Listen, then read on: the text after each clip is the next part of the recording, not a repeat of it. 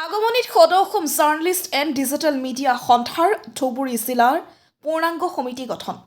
আজি আগমনিত সদৌ journalist and digital media সন্থাৰ ধুবুৰী জিলাৰ পূৰ্ণাংগ সমিতি গঠন কৰা হয়। আজিৰ এই সদৌ জাৰ্ণালিষ্ট এণ্ড ডিজিটেল মিডিয়া সন্থাৰ ধুবুৰী জিলা সমিতিৰ সভাপতি হিচাপে সন্মানীয় নুৰুল হক চাহাবক নিৰ্বাচিত কৰে আৰু সম্পাদক হিচাপে ৰফিক আলী আকন্দক নিৰ্বাচিত কৰি ৩১জনীয়া সমিতি হিচাপে লৈ ধুবুৰী জিলাৰ পূৰ্ণাংগ সমিতি গঠন কৰে। লগতে আজিৰ এই সাধাৰণ সভাত বিভিন্ন ধৰণৰ কাৰ্যসূচী হাতত লৈ যেনে বৃক্ষৰোপণ, বন্তি প্ৰচলন, মাল্যপ্ৰণ, নৃত্য, চিত্ৰাংকন প্ৰতিযোগিতা আদি হাতত লয়। এই চিত্ৰাংকন প্ৰতিযোগিতাত প্ৰথম স্থান, দ্বিতীয় স্থান আৰু তৃতীয় স্থান পোৱা ছাত্ৰ ছাত্ৰীক বঁটা প্ৰদান কৰা হয়। লগতে চিত্ৰাংকন প্ৰতিযোগিতাত অংশগ্ৰহণ কৰা সকলো ছাত্ৰ ছাত্ৰীক কলম আৰু বহী বিতৰণ কৰা হয়।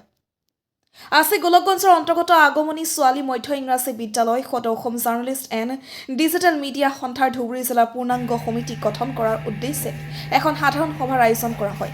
এই সভাত সভাপতিত্ব কৰে বিশিষ্ট সমাজক আলহাজ মুজিবুৰ ৰহমান আৰু লগতে বিশিষ্ট অতিথি হিচাপে উপস্থিত থাকে সদৌ জাৰ্ণালিষ্ট এণ্ড ডিজিটেল মিডিয়া সন্থাৰ কেন্দ্ৰীয় সভাপতি এআলী আহমেদ ডাঙৰীয়া, প্ৰশাসনিক সম্পাদিকা লিপিকা ডাঙৰীয়ানী, প্ৰচাৰ সম্পাদক নজৰুল ইছলাম চাহাব, লগতে উপস্থিত আছিল বৰপেটা জিলাৰ সভাপতি আবুল হুছেইন ডাঙৰীয়া, বৰপেটা জিলা সমিতিৰ মুখ্য উপদেষ্টা মইনুল হক চৌধুৰী। আমন্ত্ৰিত অতিথি হিচাপে উপস্থিত আছিল মিজানুৰ ৰহমান, কালধুৱা হাইস্কুলৰ প্ৰধান শিক্ষক, প্ৰগতি কলেজ আগমনী সহকাৰী শিক্ষক শ্ৰীযুত তুলসী ৰবিদাস, জ্যেষ্ঠ সাংবাদিক ফিৰোজ আলম, প্ৰতিদিন টাইম, লিছানুৰ ৰহমান, প্ৰাগ নিউজ আদি উপস্থিত থাকি সভাখন সম্পূৰ্ণ কৰে। Bureau' report, north east frontier news. Digital media সন্থাৰ ধুবুৰী জিলা সমিতি পূৰ্ণাংগ সমিতিখন গঠন হ'ল। গতিকে মই সকলোকে আহ্বান জনাম যে অনাগত দিনত সকলোৱে যাতে নিৰ্ভীক আৰু নিৰপেক্ষতাৰে সকলোৱে বাতৰি সম্প্ৰচাৰ কৰে, কোনো সাংবাদিকে যাতে ভুল পথে গতি নকৰে। গতিকে সকলোকে আহ্বান জনাম আৰু সকলোকে মই শুভেচ্ছা জ্ঞাপন কৰিছোঁ ধুবুৰী জিলা পূৰ্ণাংগ সমিতি গঠনৰ বাবে। হয়, আজি আমি সদৌ Assam journalist and digital media সন্থাৰ কেন্দ্ৰীয় সমিতিৰ পৰা আমি কেইবাজনো বিষয়ববীয়া ইয়াত আজি উপস্থিত হৈছোঁ আৰু উপস্থিত হৈ নিতৌ আনন্দিত হৈছোঁ যে অসমৰ শেষ সীমা পশ্চিম অসম ধুবুৰী জিলাৰ আগমনীত আজি এখন মধ্য ইংৰাজী বিদ্যালয়, আগমনী মধ্য ইংৰাজী বিদ্যালয়ত উপস্থিত হৈ আমি আনন্দিত হৈছোঁ। কেলৈ আমাৰ যি সদৌ অসম জাৰ্ণালিষ্ট এণ্ড ডিজিটেল মিডিয়াৰ আহ্বায়ক সমিতি আমি গঠন কৰি দিছিলোঁ, সেই আহ্বায়ক কমিটিৰ নিৰ্দেশ মৰ্মে, আহ্বান মৰ্মে আমি আজি ইয়াত উপস্থিত হৈ পূৰ্ণাংগ কমিটি গঠন কৰিব পাৰিছোঁ।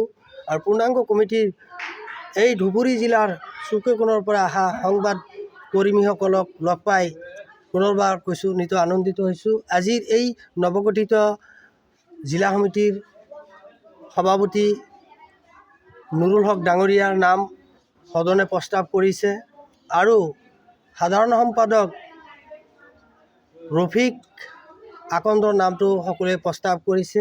এই আজি যি গুৰু দায়িত্ব এই সংগঠনৰ সদৌ Assam journalist and digital media সন্থাৰ, এই গুৰু দায়িত্ব আমি নুৰুল হক ডাঙৰীয়া আৰু ৰফিক আকন্দৰ হাতত অৰ্পণ কৰিছোঁ। আমি কেন্দ্ৰীয় সমিতিয়ে ইয়াত আহি বিভিন্নজনৰ সমাজকৰ্মী, বুদ্ধিজীৱী, বিভিন্ন ব্যক্তিসকলক সভাত লগ পাইছোঁ, বিভিন্ন ধৰণৰ আলোচনা হৈছে। মই আশা ৰাখিছোঁ যে অসমৰ ভিতৰত আমাৰ এই ধুবুৰী জিলা সমিতি নিতৌ সত্যতা নিষ্ঠতাৰে বজাই ৰাখি সততাৰ সৈতে যাতে তেওঁলোকে নিউজ সংগ্ৰহ কৰে আৰু তেওঁলোকে কাম কৰি আগবাঢ়ি যায় আৰু জিলা সমিতিখনৰ যাতে তেওঁলোকে সুনাম অৰ্জন কৰে অসমৰ ভিতৰত, তাৰ কাৰণে এই নৱগঠিত জিলা সমিতিৰ সভাপতি সম্পাদকে ক্ৰমে বিষয়ববীয়াসকলক এটাই আহ্বান জনাম যাতে আপোনালোকে সুনাম অৰ্জন কৰে। বিভিন্নজনৰ জ্যেষ্ঠ ব্যক্তি ইয়াত পাইছোঁ, আমি লগ পাইছোঁ, বিভিন্নজনে বিভিন্ন ধৰণৰ মতামত অৰ্পণ কৰিছে, তাতে ভালে লাগিছে। মই এটাই আহ্বান জনাইছোঁ আৰু কোনো ধৰণৰ যি দুষ্কৃতিকাৰী আৰু দুষ্কৃতিকাৰীৰ কথা মই কৈছোঁ, কোনো দুষ্কৃতিকাৰীৰ কবলত পৰিব নালাগে।